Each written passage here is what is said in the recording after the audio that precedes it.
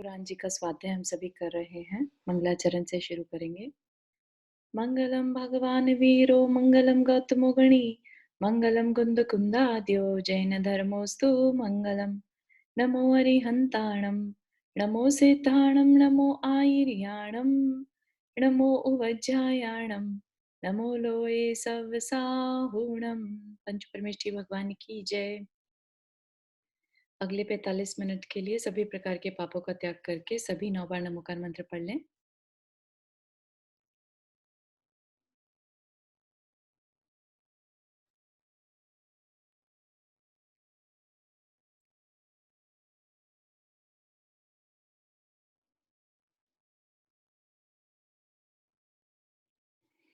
चलिए, तो आज हमने अभी तक चंद्र प्रभु भगवान का पढ़ा था, 8वें तीर्थंकर। अब 9th की ओर चलते हैं। तो ये है सुविधिनाथ भगवान। इनका दूसरा नाम पुष्पदंत भगवान भी है ना। तो यहाँ पर क्या कह रहे हैं? जिन्होंने विशाल तथा निर्मल मोक्ष मार्ग में अनेक शिष्यों को लगाया और स्वयं लगे, एवं जो सुविधि रूप हैं, उत्तम मोक्ष मार्ग की विधि रूप हैं। सुविधि मतलब किसकी विधि? उत्तम मोक्ष मार्ग की विधि रूप है अथवा उत्तम पुण्य से सहित हैं। वे सुविधिनाथ भगवान हम सबके लिए सुविधि अर्थात मोक्ष मार्ग की विधि अथवा उत्तम पुण्य प्रदान करें। पुष्करार्ध द्वीप के पूर्व दिग भाग में जो मेरु पर्वत है, उसके पूर्व विदेह क्षेत्र में सीता नदी के उत्तर तट पर पुष्कलावती नाम का एक देश है। उसकी पुंडरीकीनी नगरी में महापद्म नाम का राजा राज्य करता था। उस राजा ने अपने भुजदंडों से, भुजदंड मतलब बाहुओं से, है ना, अपने हाथों से, भुजदंडों से शत्रुओं के समूह खंडित कर दिए थे। वह अत्यंत पराक्रमी था। वह किसी पुराने मार्ग को अपनी वृत्ति के द्वारा नया कर देता था। पुराने मार्गों को अपनी वृत्ति, जैसे लीडर होते हैं ना, जो मार्ग को क्रिएट करते हैं, जो जिस पे चल पड़े वो वैसा ही फॉलो करने लगते हैं। तो पुराने मार्ग को भी अपनी वृत्ति से, अपने का हिसाब से नया कर देता था और फिर आगे होने वाले लोगों के लिए वही नया मार्ग पुराना हो जाता था।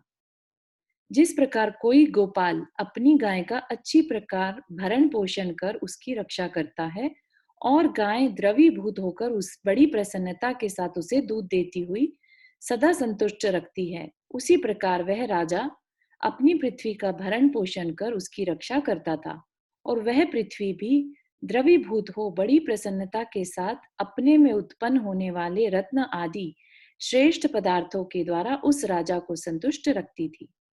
वह बुद्धिमान सब लोगों को अपने गुणों के द्वारा अपने में अनुरक्त बनाता था।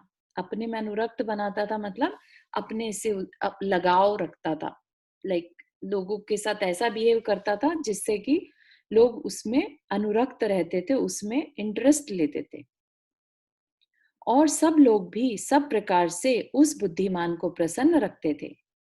उसने मंत्री पुरोहित आदि जिन कार्यकर्ताओं को नियुक्त किया था तथा उन्हें बढ़ाया था, वे सब अपने अपने उपकारों से उस राजा को सदा बढ़ाते रहते थे, है ना। तो राज्य चलाने के लिए अकेला राजा तो कुछ नहीं कर सकता, अच्छे मंत्री, अच्छे पुरोहित, अच्छे सभासद, सब कुछ चाहिए, है ना। तो वो कह रहा है कि वे सब अपने अपने उपकारों से उस राजा को सदा बढ़ाते रहते थे। जिस प्रकार मुनियों में अनेक गुण वृद्धि को प्राप्त होते हैं, उसी प्रकार उस सदाचारी और शास्त्र ज्ञान से सुशोभित राजा में अनेक गुण वृद्धि को प्राप्त हो रहे थे। तथा जिस प्रकार संस्कार किए हुए मणि सुशोभित होते हैं, मतलब कि सजाए हुए या तराशे हुए मणि सुशोभित होते हैं, उसी प्रकार उस राजा में अनेक गुण सुशोभित हो रहे थे। वह राजा यथा योग्य रीति से विभाग कर अपने आश्रित परिवार के साथ अखंड रूप से चिरकाल तक अपनी राज्य लक्ष्मी का उपभोग करता रहा, सो ठीक ही है, क्योंकि सज्जन पुरुष लक्ष्मी को सर्वसाधारण के उपभोग के योग्य समझते हैं। ठीक है, तो आप विजुअलाइज कर सकते हैं कि कितना नीतिमान वो राजा, अच्छा राजा रहा था। हमने जितने भी अभी तक पुराण देखे हैं, उन सब में राजा जो थे, जिस भाव में, 2 भाव पहले की कहानी है ना ये, तो वो बहुत नीतिमान और सुदृढ़ राजा था जो बहुत अच्छे से अपना राज्य चलाते थे। नीति के जानने वाले राजा को इंद्र और यम के समान कहते हैं, परंतु वह पुण्यात्मा इंद्र के ही समान था, क्योंकि उसकी सब प्रजा गुणवती थी, अतः उसके राज्य में कोई दंड देने के योग्य नहीं था। उसके सुख की परंपरा निरंतर बनी रहती थी और उसके भोग उपभोग के योग्य पदार्थ भी सदा उपस्थित रहते थे। भोग होते हैं जो एक बार इस्तेमाल किया जाए, और उपभोग होता है जो रिपीटिशन में आए। जैसे भवन हो गया वो उपभोग का है, और भोजन हो गया जैसे आहार आदि, तो वो भोग है ना, एक बार खाया और खत्म। और जो कपड़े हैं या घर है, आभूषण है, वो उपभोग की सामग्री कहलाती है। तो भोग उपभोग के योग्य पदार्थ भी सदा उपस्थित रहते थे। अतः विशाल पुण्य का धारी वह राजा अपने सुख के विरह को कभी जानता ही नहीं था, मतलब कि सुख उसको कभी छोड़ता ही नहीं था। इस प्रकार अपने पुण्य के महात्म से जिसके महोत्सव निरंतर बढ़ते रहते हैं, ऐसे राजा महापद्म ने किसी दिन अपने वनपाल से सुना कि मनोहर नामक उद्यान में महान ऐश्वर्य के धारक भूतहित नाम के जिनराज स्थित हैं। वह उनकी वंदना के लिए बड़े वैभव से गया और समस्त जीवों के स्वामी जिन राज की 3 प्रदक्षिणा देकर उसने पूजा की, वंदना की तथा हाथ जोड़कर अपने योग्य स्थान पर बैठकर उनसे धर्म उपदेश सुना। उपदेश सुनने से उसे आत्मज्ञान उत्पन्न हो गया और वह इस प्रकार विचार करने लगा। अनादिकालीन मिथ्यात्व के उदय से दूषित हुआ यह आत्मा अपने ही आत्मा में अपने ही आत्मा के द्वारा दुख उत्पन्न कर पागल की तरह अथवा मत वाले की तरह अंधा हो रहा है तथा किसी भूत प्रविष्ट के समान अविचारी हो रहा है। तो क्या कह रहे हैं? मिथ्यात्व के उदय से, ठीक है, मिथ्यात्व नाम का कर्म हम सभी ने पढ़ा था। मिथ्यात्व कर्म के उदय से क्या होता है? हम अपनी पहचान नहीं कर पाते, ठीक है। तो कि हम जो हैं वो जीव हैं और ये शरीर जो है पुद्गल है, ठीक है, हमारे कर्म से मिला हुआ है, ये पुद्गल है, नौकर्म है। तो मिथ्यात्व के उदय से ये भ्रम भ्रम हमारे अंदर उत्पन्न हो जाता है।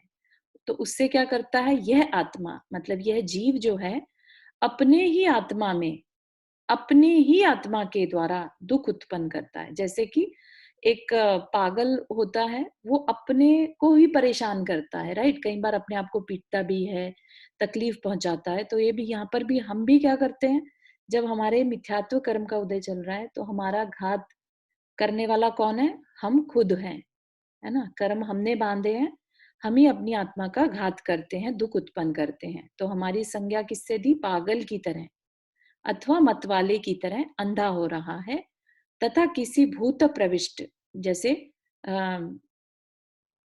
भूत का कंट्रोल्ड बाय भूत होता है ना, जैसे कई बार बोलते हैं पोजेस्ड हो जाते हैं, के समान अविचारी हो रहा है कि कुछ भी सोच नहीं पा रहा है।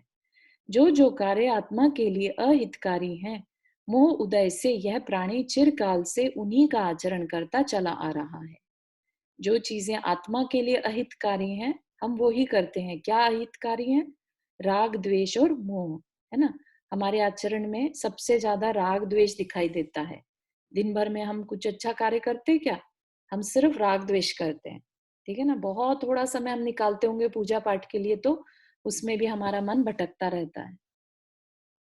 संसार रूपी अटवी में भटक भटक कर यह मोक्ष के मार्ग से भ्रष्ट हो गया है। इस प्रकार चिंतन कर वह संसार से भयभीत हो गया तथा मोक्ष मार्ग को प्राप्त करने की इच्छा से धनद नामक पुत्र के लिए अपना ऐश्वर्य प्रदान कर संसार से डरने वाले अनेक राजाओं के साथ दीक्षित हो गया। क्रम क्रम से, अच्छा, संसार से डरना, ये इसका एक टेक्निकल वर्ड भी है, कोई शेयर करेगा? क्या कहते हैं उसे? प्रशम या संवेग। संवेग, संवेग। हाँ जी, संवेग, है ना।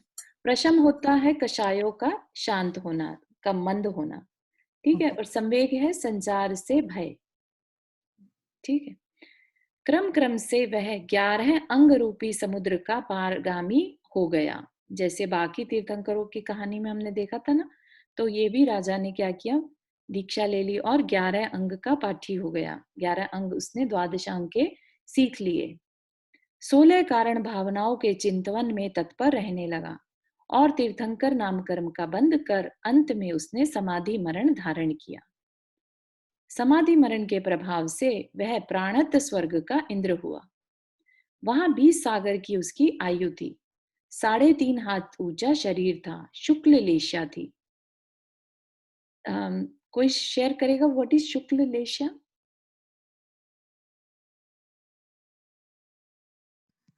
जहाँ बहुत श्लेष्या का बहुत अभाव होता है, मतलब कषाय का बहुत अभाव, बहुत बहुत मंद कषाय को शुक्ल लेशा। परिणाम बहुत शुद्ध रहते हैं, विशुद्ध रहते हैं।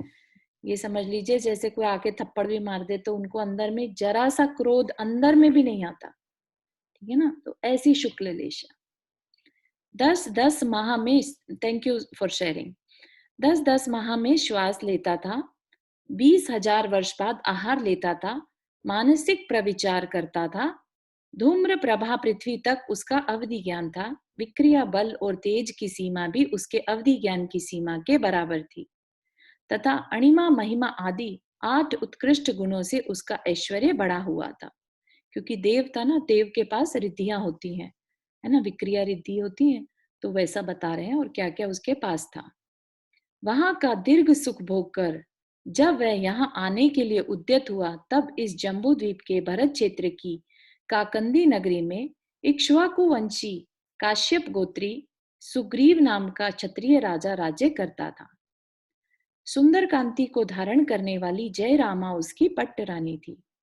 उस रानी ने देवों के द्वारा अतिशय श्रेष्ठ रत्न वृष्टि आदि सम्मान को पाकर फाल्गुन कृष्ण नवमी के दिन प्रभात काल के समय मूल नक्षत्र में, जबकि उसके नेत्र कुछ कुछ बाकी बची हुई निद्रा से मलिन हो रहे थे, 16 स्वप्न देखे।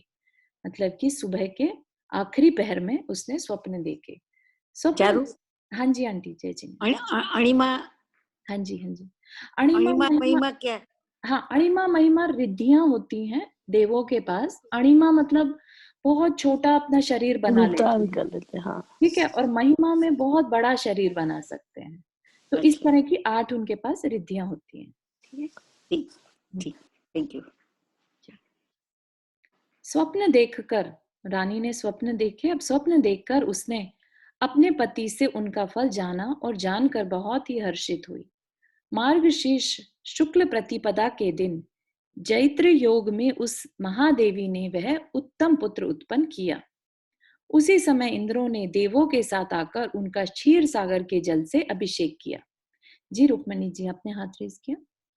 ये मतलब इनका तो दूसरे ही भाव में हो गया ना, इट मीन्स दूसरा नहीं, तीसरा हुआ ना। राजा थे, राजा से देव बने और देव से अब तीर्थंकर। हाँ मतलब तीसरा, सॉरी, हाँ मतलब ये एक ही बार राजा से वो जो भी जी हाँ जी, देव बन के और फिर हाँ हो गए। ठीक है बिल्कुल ठीक है बिल्कुल। ठीक बाकी है। सिर्फ सबका ऐसे ही है। हाँ सिर्फ हाँ, इंद्र प्रभु भगवान के हमने अभी तक 7 भव देखे। 7 भव देखे, हाँ हाँ, ठीक है। ऑलराइट। तो इंद्रों ने क्या किया, उनका क्षीर सागर के जल से अभिषेक किया, आभूषण पहनाए और कुंद के फूल के समान कांति से सुशोभित शरीर की दीप्ति से विराजित उन भगवान का पुष्प दंत नाम रखा। है ना, अभी हमने देखा था ना, ऊपर सुविधिनाथ बोला था, यहाँ पर पुष्प दंत, तो दोनों एक ही तीर्थंकर के नाम है। श्री चंद्रप्रभ भगवान के बाद जब 90 करोड़ सागर का अंतर बीत चुका था, तब श्री पुष्पदंत भगवान हुए थे। उनकी आयु भी इसी अंतर में शामिल थी। 2 लाख पूर्व की उनकी आयु थी। पूर्व एक बार पहले भी चर्चा हुई थी। पूर्व है 84 लाख टाइम्स 84 लाख वर्ष, ठीक है, और उसका क्या करें, 2 लाख पूर्व, इतनी लंबी उनकी आयु थी। 100 धनुष ऊंचा शरीर था और 50,000 पूर्व तक उन्होंने कुमार अवस्था के सुख प्राप्त किए थे। अतनंतर अच्युतेंद्रादि देव जिसे पूज्य समझते हैं, ऐसा साम्राज्य पाकर उन पुष्पदंत भगवान ने इष्ट पदार्थों के संयोग से युग सुख का अनुभव किया। अच्युतेंद्र आदि कौन से हैं? 16वें स्वर्ग तक के देव, है ना, जिसे पूज्य मानते हैं वो ही देव नीचे आकर पूजा करते हैं। उसके ऊपर जो होते हैं सब अहमिंद्र होते हैं, वो मध्य लोक में नहीं आते। ठीक है, वो अपना देवलोक नहीं छोड़ते। अच्युतेंद्र आदि देव जिसे पूज्य समझते थे, ऐसा साम्राज्य पाकर उन पुष्पदंत भगवान ने इष्ट पदार्थों के संयोग से युक्त सुख का अनुभव किया। उस समय बड़े बड़े पूज्य पुरुष उनकी स्तुति किया करते थे। सब स्त्रियों से, इंद्रियों से तथा इस राज्य से जो भगवान सुविधिनाथ को सुख मिला था और भगवान सुविधिनाथ ने उन स्त्रियों को जो सुख मिला था, उन दोनों में विद्वान लोग किसको बड़ा अथवा बहुत कहें। भगवान पुण्यवान रहे, किंतु मैं उन स्त्रियों को भी बहुत पुण्यात्मा समझता हूँ, क्योंकि मोक्ष का सुख जिनके समीप है, ऐसे भगवान को भी वे प्रसन्न करती थी, अर्थात क्रीड़ा कराती थी। जो स्त्रियां उनके साथ समय व्यतीत करती थी, उनकी बात कर रहे हैं, वो भी पुण्यात्मा थी कि ऐसे पर्सन के साथ उन्हें समय बिताने मिल रहा है जो मोक्ष के निकट है। वे भगवान स्वर्ग से श्रेष्ठ सुख रूपी समुद्र में मग्न रहकर पृथ्वी पर आए थे, अर्थात स्वर्ग के सुखों से उन्हें संतोष नहीं हुआ था, इसलिए पृथ्वी पर आए थे। इससे कहना पड़ता है कि यथार्थ भोग्य वस्तुएं वही थी जो कि भगवान को अभिलाषा उत्पन्न कराती थी, अर्थात अच्छी लगती थी। यथार्थ भोग्य वस्तुएं मतलब जो सही में भोगने योग्य हैं, ठीक है। जो भगवान अनंत बार अहमिंद्र पद पाकर भी उससे संतुष्ट नहीं हुए, वे यदि मनुष्य लोक के इस सुख से संतुष्ट हुए तो कहना चाहिए कि सब सुखों में यही सुख प्रधान था। तो अनंत बार अहमिंद्र पद पा लिया। अहमिंद्र पद जो होता है, नवग्रैवेक जो होते हैं, राइट, वहां पर तो मिथ्या दृष्टि भी जा सकते हैं ना, अनंत बार नवग्रैवेक तक जा सकते हैं। तो वो बता रहे हैं कि भगवान ने अनंत बार अहमिंद्र पद पाने के बाद भी किसको चाहा? मनुष्य भव को, मनुष्य लोक को। तो इसलिए कह सकते हैं कि सब सुखों में यही सुख प्रधान था। इस प्रकार हाँ जी, ये क्या मिथ्या वाले लोग भी जा सकते हैं ग्रैवेक में? हाँ जी, मिथ्या दृष्टि साधु ओनली, ऐसा लोग नहीं कह सकते। जो मिथ्या दृष्टि द्रव्य लिंगी मुनिराज होते हैं, वो नवम ग्रैवेक तक जा सकते हैं। नहीं तो वो क्या हुआ मिथ्या दृष्टि? द्रव्य लिंग क्या हुआ? द्रव्य लिंग से मतलब होता है जिनका बाहर से मुनि है लेकिन अंदर से मिथ्यात्व है उनमें। तो ग्रैवेक तो बहुत ऊंची जगह होती है। हाँ जी, तो वो अपने तपस्या और अपने शुक्ल लेशिया के बल पर वहां जाते हैं। अच्छा, तो फिर वहां से आके फिर मनुष्य जीव में तो कराएंगे। हाँ, फिर अनंत बार सोचिए, ऐसा नहीं कि एक बार दो बार हो गया, ठीक है ना, तो अनंत बार, तो ऐसा करते हुए भटक ही रहे। लेकिन तो सबसे महत्वपूर्ण कारण है सम्यक दर्शन, ठीक है ना, वो नहीं पाया और मुनि बन गए, द्रव्यलिंगी मुनि ही कहलाएंगे, तो उससे कोई हमारा कल्याण होने वाला नहीं। तो ये जो सब मुनि होते हैं सब द्रव्यलिंगी मुनि कहलाते हैं? नहीं, हम ऐसा नहीं कह सकते, बिल्कुल भी नहीं होना कहना चाहिए, क्योंकि हमें नहीं मालूम किसी के अंदर में क्या चल रहा है, ठीक है। अच्छा, जो मिथ्या दृष्टि के होते हैं उन्हें द्रव्यलिंगी कहते हैं? हाँ जी, हाँ जी, बिल्कुल। जो बाहर से तो रूप बदल लिया लेकिन अंदर में अभिप्राय नहीं बदला। ठीक है, ओके, थैंक यू। मतलब ये जो द्रव्यलिंगी जो अहमिंद्र है, ये नीचे ऊपर नहीं जा सकते, ये नवम ग्रैवेक से ऊपर नहीं जा सकते, जो द्रव्यलिंगी साधु होते हैं, राइट। अहमिंद्र वही है ना? हाँ, वही अहमिंद्र है ना? हाँ, ग्रैवेक में जो भी है वो अहमिंद्र होता है, ठीक है। लेकिन ऊपर जो उससे ऊपर के स्वर्ग होते हैं, वहां नियम से सम्यक दृष्टि ही जाता है और सभी सम्यक दृष्टि ही होते हैं। तो जो ये भगवान बने, अब भगवान पहली पर्याय में अहमिंद्र नहीं बने थे ये? नहीं, इससे पहले थे तो अच्युत स्वर्ग से आए थे ना, आणत प्राणत, कौन से स्वर्ग से आए थे? अच्युत नहीं, अच्युतेंद्र से तो प्राणत से आए थे 14वें स्वर्ग, प्राणत से, हाँ, ठीक है ना। तो इसलिए वहां पर अहमिंद्र नहीं होते, वहां पर इंद्र होते हैं और सामान्य देव होते हैं। नहीं तो अचिंद्र देव जो होते हैं जो ऊपर नीचे जा सकते हैं, 16वें स्वर्ग के अहमिंद्र होते हैं, वो अलग हैं। अहमिंद्र देखिए, 16 स्वर्ग तक तो रेगुलर व्यवस्था होती है, कल्प व्यवस्था बोलते हैं, जहां पर एक इंद्र होगा और उसके सभाएं होंगी, सामान्य परिषद और लोकपाल, है ना, ये सब। और उसके ऊपर होते हैं, कोई देवियां नहीं होती वहां, और सबके सब देव जो होते हैं इंद्र, अहमिंद्र होते हैं, सभी इंद्र होते हैं बेसिकली, ठीक है। तो इसमें कंफ्यूज नहीं होइएगा। क्योंकि कभी अच्युतेंद्र आता मतलब अच्युत इंद्र आदि क्यों कहा? क्योंकि अच्युत स्वर्ग 16वां स्वर्ग है। अच्छा, ठीक है, तो अच्युत स्वर्ग के जो इंद्र आदि हैं वो तक जिसे पूज्य समझते हैं, ठीक है ना। तो क्या करें कि 16वें स्वर्ग के देव भी जिसे पूज्य समझते हैं। अच्छा, तो ऐसे ये नीचे ऊपर जा सकते हैं। हाँ, ये ऊपर नीचे जा सकते हैं, अहमिंद्र नहीं आते।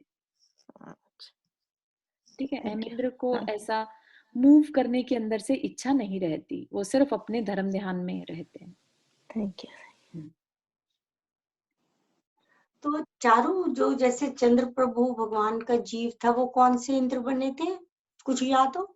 हाँ, वो तो ऊपर के इंद्र से आए थे ना, वैजयंत अच्छा, विमान से। ठीक है, अनुत्तर ठीक है। विमान। तो वो ग्रेवेक से भी ऊपर होते हैं वो हाँ चीज। जी, वो तो सबसे ऊपर वाले में आ गए ना। आ गए। अनुत्तर से अनुदिश और फिर अनुत्तर, है ना, 9 अनुदिश और फिर 5 अनुत्तर विमान। ओके ओके, अच्छा, तो ये सब भगवान जितने भी थे अनुत्तर विमान उसमें एक बार से स्वर्ग थे। समझाइएगा, क्योंकि हर में अलग अलग आता है, नाम सोचना पड़ जाता है कि किस स्वर्ग से मतलब कौन कैसे आ सकता है। हाँ हाँ हाँ, श्योर। हाँ, एक दिन ओके, ना जब आपको कुछ ये नहीं क्लास रहेगा ना, एक दिन ये समझना पूरा। ठीक है ठीक है। हम सोचने पड़ जाते हैं ये उस नहीं नहीं, स्वर्ग ये पे गए सब थे तो आना कहाँ। चाहिए, एक्चुअली क्लियर हो जाता है। हाँ यस, हाँ, मतलब आई एग्री। या थैंक यू। बढ़िया, चलिए। अच्छा, अभी क्या हुआ था फिर? हाँ, तो वो संतोष नहीं हुआ, इसलिए पृथ्वी पर आए। इस प्रकार प्रेम पूर्वक राज्य करते हुए जब उनके राज्य काल के 50,000 पूर्व और 28 पूर्वांग बीत गए, तब वे एक दिन दिशाओं का अवलोकन कर रहे थे। उसी समय उल्कापात देखकर उनके मन में इस प्रकार विचार उत्पन्न हुआ कि यह उल्का नहीं है। उल्का मतलब मीटियोर, ठीक है, कॉमेट टाइप का। उल्का नहीं है, किंतु मेरे अनादिकालीन मोह महामोह रूपी अंधकार को नष्ट करने वाली दीपिका है। इस प्रकार उस उल्का के निमित्त से उन्हें निर्मल आत्मज्ञान उत्पन्न हो गया। वे स्वयं बुद्ध भगवान। अच्छा, यहाँ पर देखिए कि उल्का के निमित्त से उन्हें निर्मल आत्मज्ञान उत्पन्न हो गया। तो क्या ये आत्मज्ञान कहाँ से आया उनके अंदर? पूर्व भाव में रहा होगा। आत्मा और से, कोई शेयर करेगा? आत्मा से ही आया ना। आत्मा से, आत्मा से। और माइट भी उनके वो लिखा कर ही ऐसा लाए थे कि वो उल्का को गिरते हुए देखेंगे और उन्हें वैराग्य हो जाएगा, ऐसा करके। उनके निमित्त क्या बनेगा ये तो मुझे नहीं मालूम, खैर, कि ये ऐसा लिखा के लाए थे। लेकिन उल्का का निमित्त मिलते ही, ठीक है, हम सभी को भी निमित्त क्या होता है? अपॉर्चुनिटी, कारण बनना कोई चीज, है ना। तो उल्का जो है कारण बन गई, किस चीज के लिए? आत्मज्ञान उत्पन्न हो गया। कहाँ से उत्पन्न हो गया? अंदर में ही था, ठीक है। जैसे आवरण पड़ा हुआ था उस पे, वो आवरण छट गया, ठीक है ना। तो कैसे छट गया होगा? उनको ये कह लीजिए कि जैसे कई बार कषाय शांत होती हैं, तब रियलाइज होता है ना कि हम क्या गलत काम कर रहे थे। आप लोगों ने भी, सबने फील किया होगा कभी ना कभी, ऐसा टर्निंग पॉइंट आता है कि हम क्या कर रहे थे, है ना, हमें तो ये करना चाहिए था। तो इस तरह का रियलाइजेशन ये कोई देता नहीं है, ये अपने अंदर से आ जाता है। और स्पेशली तीर्थंकर के केस में उनका कोई गुरु नहीं होता, तो जब उनको वैराग्य होना होता है वो अंदर से ही आता है उनके, ठीक है। वे स्वयं बुद्ध भगवान इस निमित्त से प्रतिबुद्ध होकर, मतलब कि बुद्धि को, सद्बुद्धि को प्राप्त होकर तत्व का इस प्रकार विचार करने लगे कि आज मैंने स्पष्ट देख लिया कि यह संसार विडस्वना रूप है, मतलब संसार दुख रूप है। कर्म रूपी इंद्रजाली या ने ही इसे उल्टा कर दिखलाया है कि कर्म के कारण मेरे को ये सब कुछ उल्टा दिखाई देता था पहले। इंद्रजाल क्या होता है? जो चीज हम नहीं देखना चाहते वो दिखा देता है, ठीक है ना, या हमें नहीं दिख रही होती वो हमें दिखने लग जाती है। या इंद्रजाल, भ्रमित हो जाती है। भ्रमण, हाँ, भ्रमित हो जाते हैं ना। तो कर्म रूप, कर्म ही भ्रमित करता है, ठीक है ना। तो यहाँ पर मैंने स्पष्ट देख लिया, तो ऐसा उनको बोध हो गया कि यही सही है। उन्होंने नियम अपना कंफर्म कर लिया खुद से ही, अंदर से, है ना। एक तो है कि उपदेश सुन के करे, और एक उनको अंदर से ही कंफर्म हो गया कि हाँ ये ही सही है। काम, शोक, भय, उन्माद, स्वप्न और चोरी आदि से उपद्रुत हुए प्राणी सामने रखे हुए असत पदार्थ को सत्य समझने लगते हैं। भय के कारण, काम के कारण, है ना, मतलब जो भी आपकी सोच को एकदम भ्रमित कर दे, सत असत पदार्थ को सत समझने लगते हैं। इस संसार में न तो कोई वस्तु स्थिर है, न शुभ है, न कुछ सुख देने वाली है, और न कोई पदार्थ मेरा है। मेरा तो सिर्फ मेरा आत्मा ही है। यह सारा संसार मुझसे जुदा है और मैं इससे जुदा हूं। तो कितनी बड़ी बात है ना। उनको क्या रियलाइज हो गया कि संसार में कुछ भी वस्तु स्थिर नहीं है, सब कुछ बदल रहा है। उनको तो अच्छे से क्लियरली ऐसा दिखने लगा कि सब कुछ बदल रहा है। जैसे कारखाने में सब चीजें कैसे चलती रहती है ना, मशीनरी अपने आप से बस चल रही है ना। तो कोई भी चीज स्थिर नहीं है, ना शुभ है। इसमें कहीं पर भी ऐसा कुछ नहीं है जिसे शुभ कह सके। खिचड़ी पड़ी છે ને એ સુનંદને કયો ને જરા કહેવા દે મારા માટે। सुशीला बहन का म्यूट करवा दी। हाँ, न शुभ है, न कुछ सुख देने वाली है, और न कोई पदार्थ मेरा है। ये जो ऊपर की लाइन है, काम, शोक, भय, उन्माद, भय, ये चोरी के भय से। हाँ, मतलब क्या है कि जिसके अंदर चोरी का भाव आ जाता है, अब उसे फिर तकलीफ भी तकलीफ नहीं नजर आती।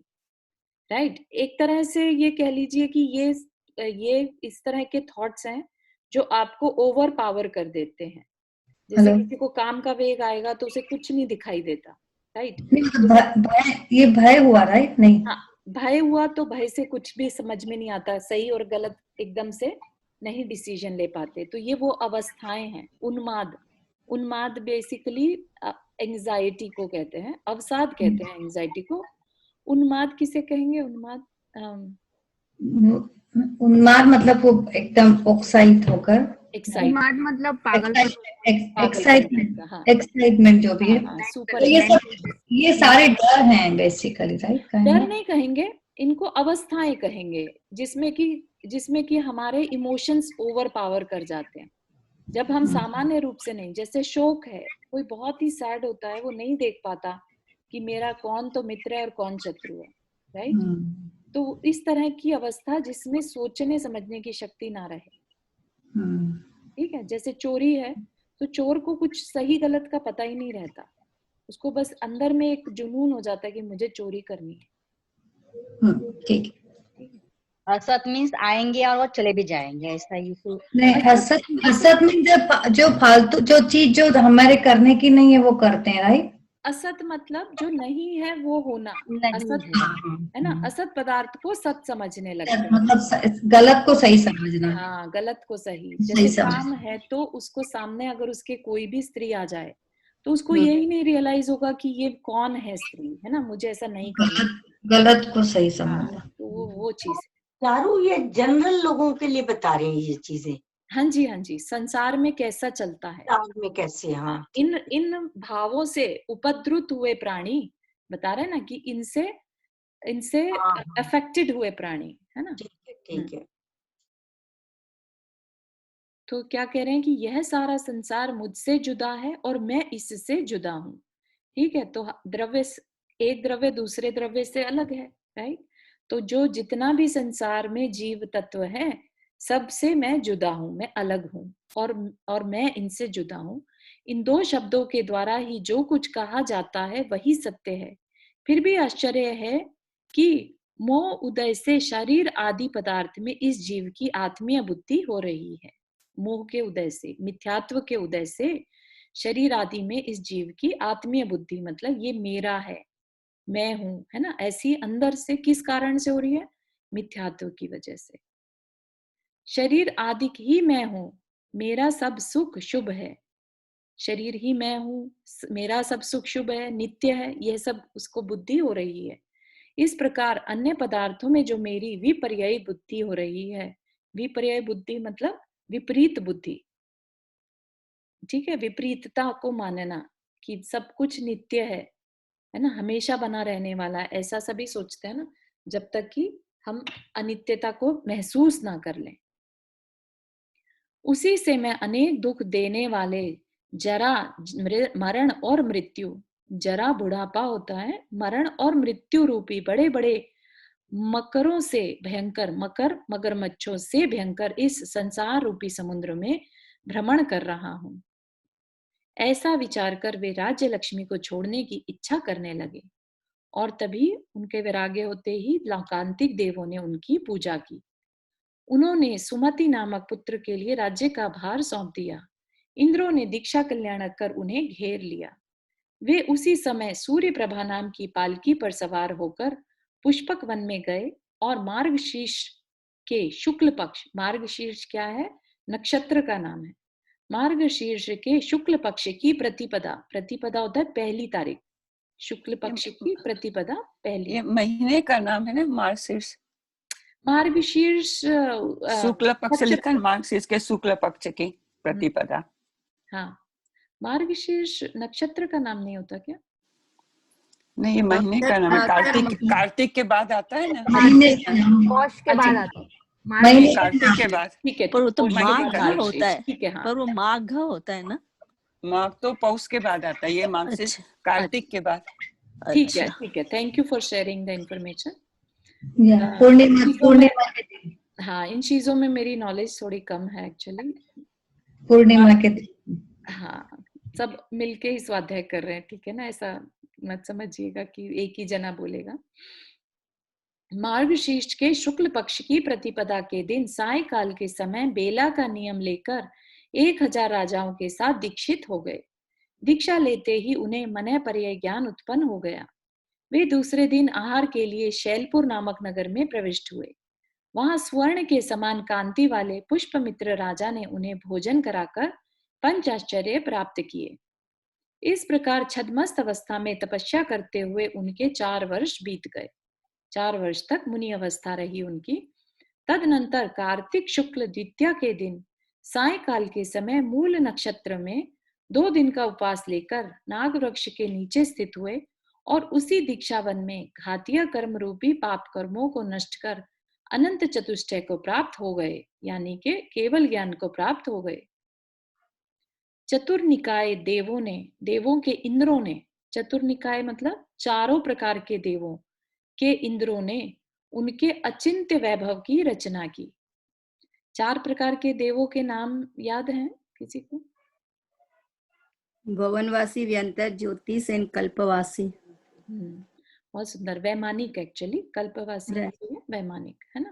तो चतुर्निकाय के चारों प्रकार के देवों के इंद्र ने उनके अचिंत्य वैभव की, अचिंत्य मतलब जिसकी की सोच आपकी जैसे सोच से परे है ना, ऐसे वैभव की रचना की, समव शरण बनाया और वे समस्त पदार्थों का निरूपण करने वाली दिव्य ध्वनि से सुशोभित हुए। वे 7 रिद्धियों को धारण करने वाले विदर्भ आदि 88 गणधरों से सहित थे। 1500 श्रुत केवलियों के स्वामी थे। 1,55,500 शिक्षकों के रक्षक थे। 8,400 अवधि ज्ञानियों से सेवित थे। 7,000 केवल ज्ञानियों और 13,000 विक्रिया रिद्धि के धारकों से वेष्टित थे। 7,500 मनः पर्यय ज्ञानियों और 6,600 वादियों के द्वारा उनके मंगलमय चरणों की पूजा होती थी। इस प्रकार वे सब मिलाकर 2 लाख मुनियों के स्वामी थे। घोषार्य को आदि लेकर 3,80,000 आरिकाओं से सहित थे। 2 लाख श्रावकों से युक्त थे। 5 लाख श्राविकाओं से पूजित थे। घोपार्य क्या मतलब? नाम है ये घोपार्य, घोषार्य या घोपार्य नाम है ये। आदि को आदि लेकर है ना, उनसे लेकर आदि मतलब उनमें सम्मिलित, ठीक है, वो मुख्य आरिका होंगे ना उनके, इसलिए। असंख्य देवों और संख्यात तिर्यंचों से संपन्न थे। इस प्रकार 12 सभाओं से पूजित भगवान पुष्पदंत आर्य देशों में विहार कर समेत शिखर पर पहुंचे और योग निरोध कर भाद्र शुक्ल अष्टमी के दिन मूल नक्षत्र में सायकाल के समय 1000 मुनियों के साथ मोक्ष को प्राप्त हो गए। देव आए और उनका निर्वाण कल्याण कर स्वर्ग चले गए। जिन्होंने स्वयं चलकर मोक्ष का कठिन मार्ग दूसरों के लिए सरल तथा शुद्ध कर दिया है, जिन्होंने चित्त में उपशम भाव को धारण करने वाले भक्तों के लिए, चित्त में उपशम भाव क्या है? उपशम भाव मतलब कषायों का शांत होना, ठीक है, कम होना, ऐसे भाव शांत परिणाम वाले धारण करने वाले भक्तों के लिए स्वर्ग और मोक्ष का मार्ग प्राप्त करने की उत्तम विधि बतलाई है। जो मोक्ष लक्ष्मी के स्वामी हैं, जिनके दांत खिले हुए पुष्प के समान हैं, जो स्वयं देदीप्यमान है और जिनका मुख दांतों की कांति से सुशोभित है, ऐसे भगवान पुष्पदंत को हम नमस्कार करते हैं। हे देव, आपका शरीर शांत है, वचन कानों को हरने वाले हैं, चरित्र सबका उपकार करने वाला है, और आप स्वयं संसार रूपी विशाल मरुस्थल के बीच में सघन छायादार वृक्ष के समान हैं। अतः हम सब आपका ही आश्रय लेते हैं। जो पहले महापद्म नामक राजा हुए, फिर स्वर्ग में 14वें कल्प के इंद्र हुए, और तदनंतर भरत क्षेत्र में महाराज सुविधि नामक 9वें तीर्थंकर हुए, ऐसे सुविधिनाथ अथवा पुष्पदंत हम सबको लक्ष्मी प्रदान करें। इस प्रकार यहाँ पर पुष्पदंत स्वामी का चरित्र पूरा हुआ। चारू, एक चीज पूछनी थी, जैसे ये